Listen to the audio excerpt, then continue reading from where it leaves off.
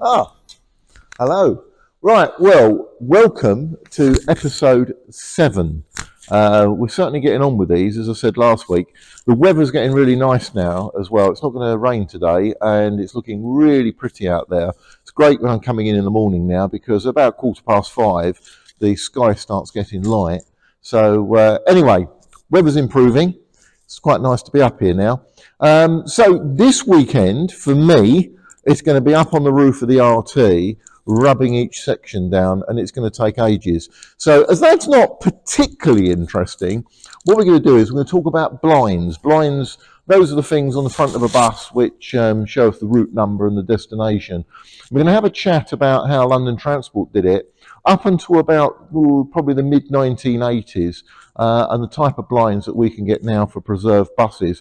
So hopefully some stuff on that.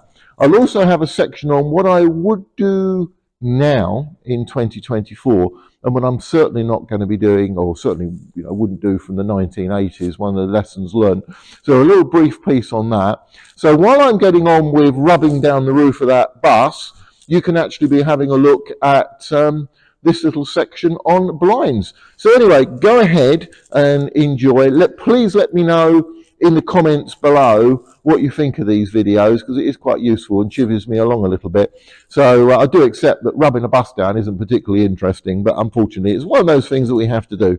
So anyway, enjoy today's video, and thanks very much. Right, let's give a very quick overview on destination blinds on buses. As you can see, there's 3 on the front here, but there's also another one on the side and a further 2 on the rear, and a very small one that sits just underneath the canopy. This sort of layout, the 3-piece layout, was probably very common maybe for around 40-50 years. The route masters had them, the RTs obviously as shown in this picture had them, the Daimler fleet lines had them, but when the Titans and Metros started to appear, they changed the layout at the front of the bus completely. So these are printed rolls. Now some people, when we go out and do film shoots, they have an idea, a bus turns up and they go, oh, can you show Victoria, or can you show Piccadilly Circus, or can you show Route 11? Well, you can't do that. The problem is there's probably well over 1,000 destinations. To print them and put them on a roll and stick them on the front of the bus, the roll would be absolutely massive. There's only a limited amount of space in there. In fact, one garage, that was New Cross, they had so many destinations on their blinds that they had to have 2 sets. So you'd have set 1 and set 2 for one garage. But in this case, this is Chelsham Bus Garage. So that would have had all of the routes that bus is likely to work. It wouldn't have, I don't know, single deck routes or something like that on there, but certainly anything that there's a possibility of them putting the bus out on. There's also on here is a green line display, and that would probably be an emergency display more than anything, because by the 1970s RTs on green line were really quite rare. So anyway, just going sort of from the top left round to right and then to the bottom blind. The top one on the left, that we call the Viapoint blind. It's got a designation because each blind has a designation. So this one is known as the B blind. On its left is a number blind, and that one's referred to as the A blind. And then the destination blind is known as the E blind. Interestingly, on the Route Masters, although the number blind and the destination blind are exactly the same size, they decided to give them completely different designations. The destination blind on a Route Master is known as an NN. In fact, they continue to use NN right the way through to Titans and right the way through DMSs and Metros and what have you. And on to more sort of modern rolling stock, actually, probably pretty much up to the end. So the destination blind remain the same size, the same size lettering, literally all the way from sort of the 1950s all the way up to sort of, I don't know, 2010, 2020. So it was a very popular size. The number blinds, unfortunately, sort of fell out of use with modern rolling stock. The Titans and Metros were the first to sort of do away with them with a combined number and via point display. The via points on these are absolutely huge when compared to the Routemaster. The Routemaster via points are probably only about, I don't know, a third or maybe half that size. And they are designated as KK blinds. So that gives you a little bit of an overview of the blinds on the front of the bus. Okay, so you may have noticed with all the things that I've got to do on the bus that I've actually put the blinds back in the vehicle. Well, this is the reason why I put the blinds back in. I know I've mentioned before about being overly optimistic about getting things done on the RT, and this was really one of them. I'd ordered the blinds up beginning of last year actually, so several months back. The blinds arrived in the summer and they sat in a bag upstairs on the RT waiting to go in, and I'd come up to the barn and I'd work away on the RT, and this basically what was confronting me in the morning, and I just looked at it and I thought it looks so sad. So best thing to do, put it all back together again in due course as soon as I got it done, and then stick the blinds in. But it took me much longer than I'd actually thought it was going to take. So I'd set myself a goal of putting the blinds back in the bus by the end of last year. In fact, that was going to be my sort of New Year's resolution, to have the blinds back in, at least to make the thing look human again. But anyway, you know, like most things, it's never to be, and time slipped by. I'll do a more fuller explanation as to what I had to do in another video at some point, but I'll try and keep this relatively brief. But this shows you the inside box of the RT and basically what I was confronted with. So there's quite a bit of work to be done there. The panel work on the outside actually had to come off because it was part of the work I was doing on the cab and those wrap rounds around the corner. And also it gave me access to the wiring, because as you can see at the top of the shot there, you can see some wires, and they're all fairly decrepit. But thankfully, due to those wires, well, perhaps not thankfully, I'm saying it sort of ironically, it really delayed the project. But those bulbs, by the way, those bulbs hadn't lit up for, best part of 40 odd years, I think. And you can see I've got my hammer there, so obviously it's bashing away at things. So anyway, let's move on. This is part of the frame for the box. As you can see the number blinds at the top there, and the bottom sort of left hand side is the destination, and the glass facing us is the via point blind. So that's the interior. So that all had to come out, got stripped out. I put new rubber on it and new glass, because I broke one of the glasses unfortunately when I was trying to take the thing out. So anyway, that's the frame which had to go back in. It was quite a heavy little thing as well, and there's also on the outside is some sort of like an aluminium pressed frame as well, which is the thing you see that's all nice and green. I'll tell you what we'll do another video on this at some point in the future, but that was the sort of the restoration of the box. So I was quite pleased with the end result. The bottom blind there, as you can see, I had to remove it unfortunately because it proved a bit of a devil when it came to the wiring. But you can see that nice little black tube at the bottom there, that's for the conduit for the wiring that takes the indicators, the horn, the bell push and various other bits and pieces. So that's all rewired now, there's all nice new wires in there, and it is now functioning. So anyway, let's move on to the destination blinds themselves. Now, destination blinds are an important part of every preserved vehicle, and getting them right really does help the overall effect of the vehicle. Just having an empty box with some light bulbs in it really doesn't cut the mustard. So anyway, this is an original RT rear blind from Garston Bus Garage, printed in 1972, March 1972. So it's his birthday. Anyway, there's some displays on here which are quite familiar with me. St Michael's School is one of the ones that we run buses to. We've got buses in Watford. We run buses through Shenley, Bushy. The interesting display there is Little Bushy. Now, Little Bushy Undle Avenue, that's not like your traditional London transport turn where you go round the block and come back again. This actually was a 3-point turn in Chiltern Avenue, which it was, you know, in the country area quite common because there wasn't opportunities to turn the buses round. So, they've got Queen's School there, Queen's School North and Queen's School South, which is just on the outskirts of Watford. Some of these other ones have probably long gone. The Ovaltine Works and the Knapsbury Hospital are long gone now. Certainly Knapsbury Hospital is a housing development. So anyway, the way these are printed, this paper, if you have a look, you might just about to see, each one is an individual frame. It's pre-printed on this, what they call banknote paper, and then glued onto linen. Now, the linen, I believe, is still available. The banknote paper is still available, but the problem is the glue. Getting hold of the glue that stuck it down. The EU banned it, unfortunately. A good friend of mine, Roy Makewell, who made me a lovely set of blinds for sort of a historic Walthamstow set of blinds for my Routemaster.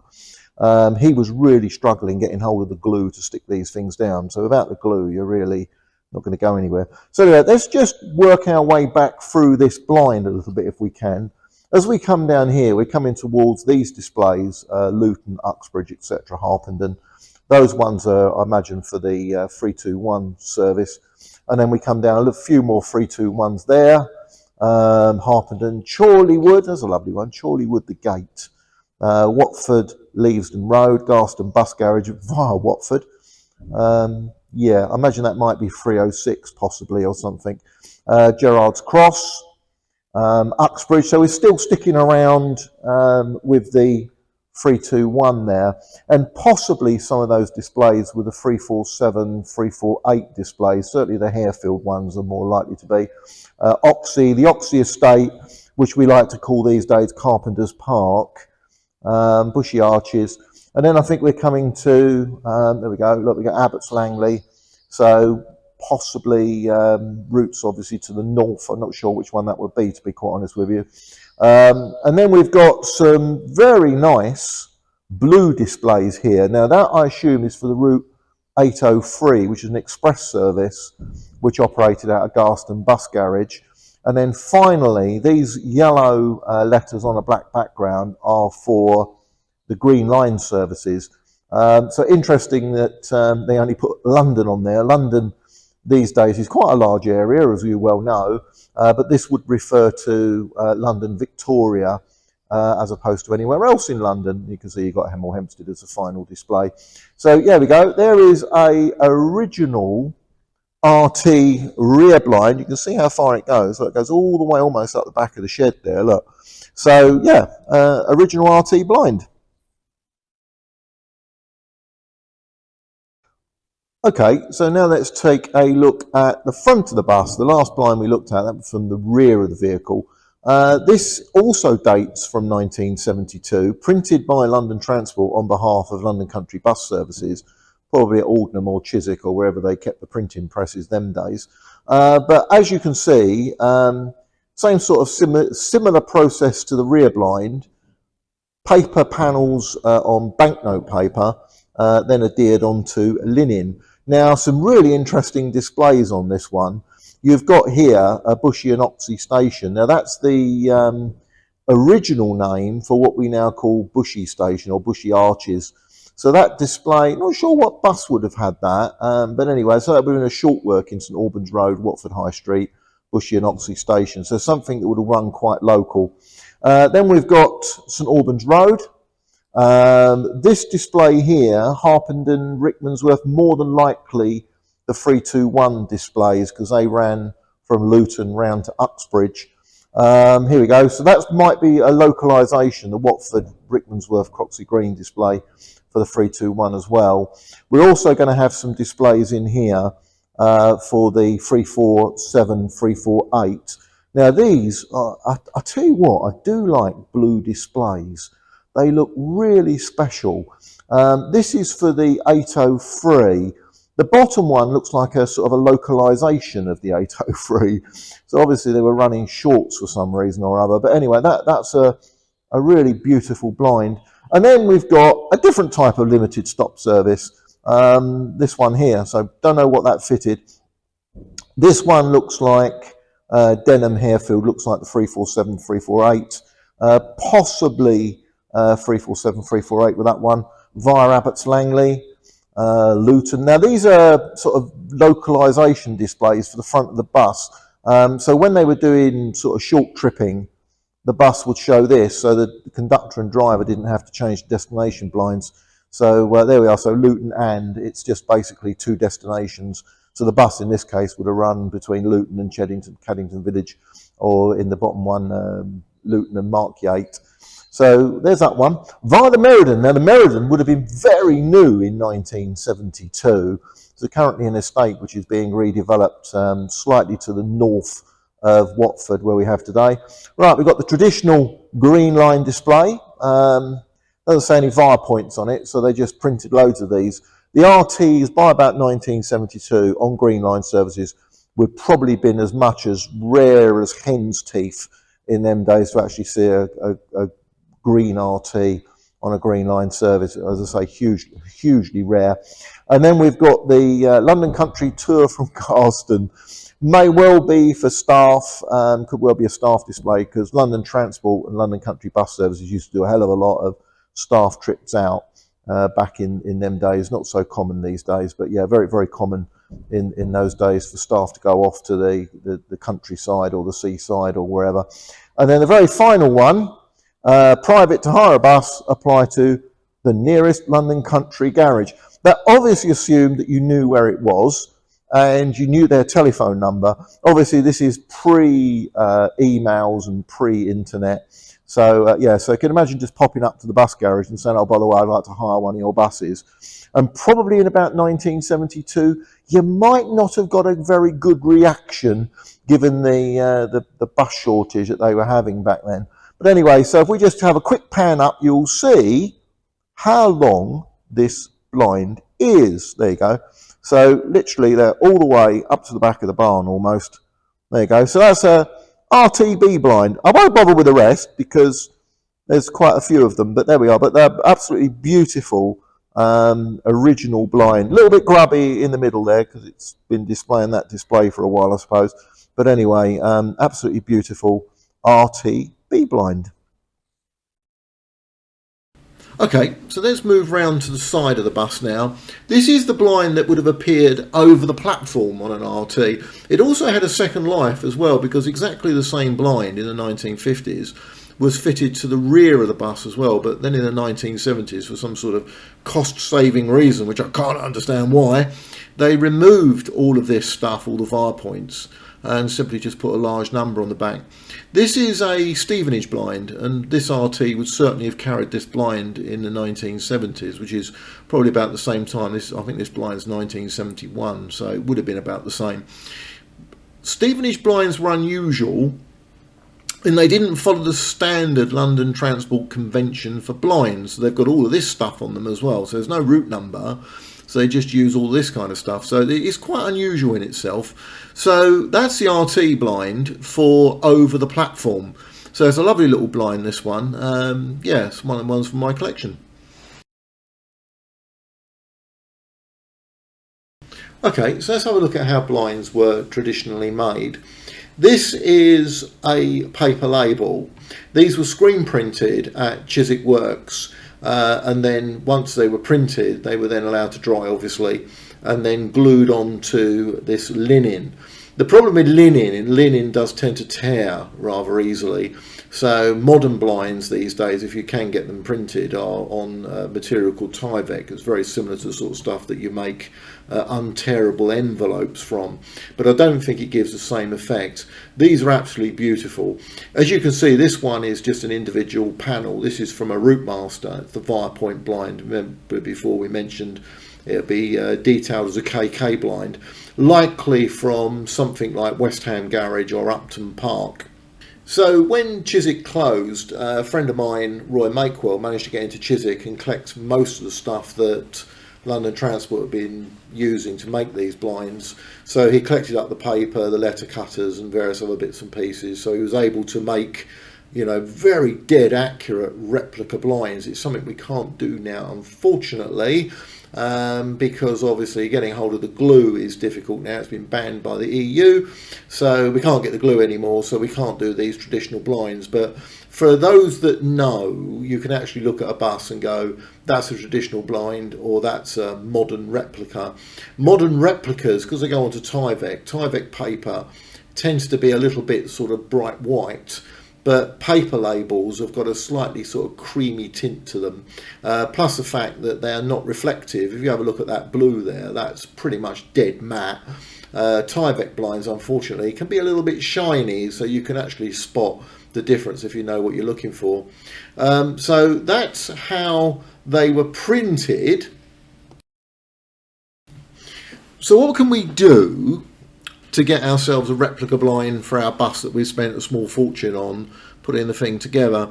One way is to go on eBay and have a look on eBay for blinds, but it's difficult and piecemeal. You very rarely see a complete set that come up, so you're having to buy, you know, bits and pieces.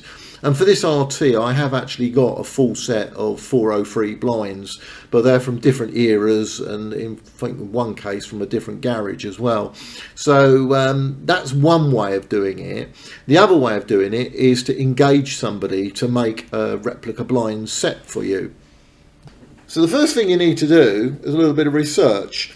It's very easy for people to sort of make up sort of potpourri blinds, and that's fine. I mean, if the bus has worked at 10 or 12 bus garages, I suppose it makes common sense, I suppose, to take a popular route from each garage and put that on your blinds. But I didn't really want to do that. I wanted an accurate set of blinds with all the right destinations and everything on them. So in this case, I chose Chelsham.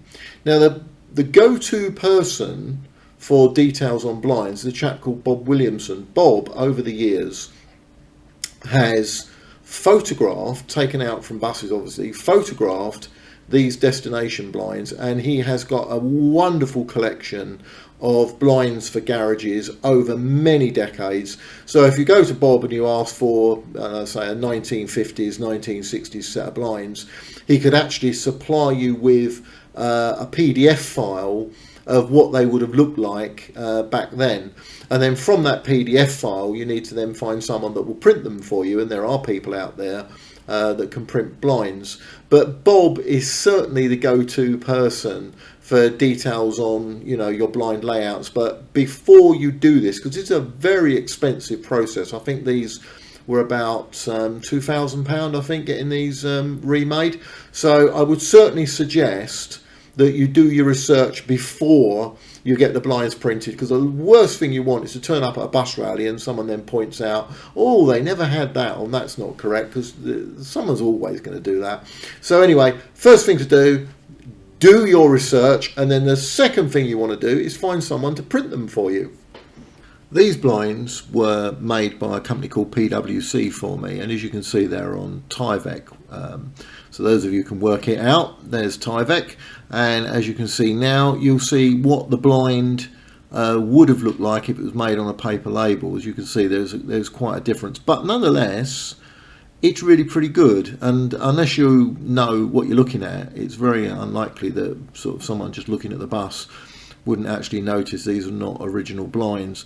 As you can see, I did mention before, with the original blinds, you've got this sort of creamy colour to the background, so it's not quite white. In this case, it's sort of a very vivid, clean white. And they may well have been like that when they come out of Chiswick, but not now, unfortunately. With age, they got this sort of quite nice sort of careworn appearance to original blinds. Right, so while you've been enjoying yourself looking at blinds, I've been busy sanding away over the other side of the yard. So anyway, I hope you enjoyed that section on blinds, and let's wrap this weekend with my efforts with the sander. Still up here. Do you know what? This roof is covered in dust. Look at that. So I'm going to have to get the broom out, and I'm going to have to brush this roof off a little bit, and then the vacuum cleaner, and remove the rest of it. But some of this is from where I've been working sort of on the roof on the other side. This, unfortunately, best way of getting rid of it, I think, is just to vacuum it off. Plus, there's all that fertiliser that we had on the roof before. So, yeah, I'll get this off, and then once it's off and the paint is removed from here, I'll then wash the roof down so it's most of the dust has gone. There you go, another little fun fact for working on the RT. Something else that I wouldn't do in 2024 that I was quite happy to do in the 1980s and 1990s was climbing on the roof of these things. Unfortunately, I've become a lot more aware of my own health, and falling off of one of these is going to hurt. So nowadays, I'm very cautious about climbing on the roof of these. Back in the 1980s, 1990s, I wouldn't worry at all, and I'd be quite happy to work on the roof of the bus on my own.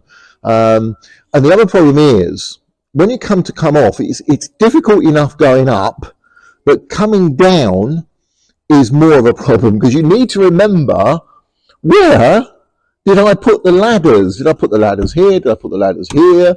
Where have I put them? And, actually trying to get your foothold is really difficult. And I did, back in the 80s, actually slip off the ladder. I was about 2/3 of the way down, so it was not too bad when I came off.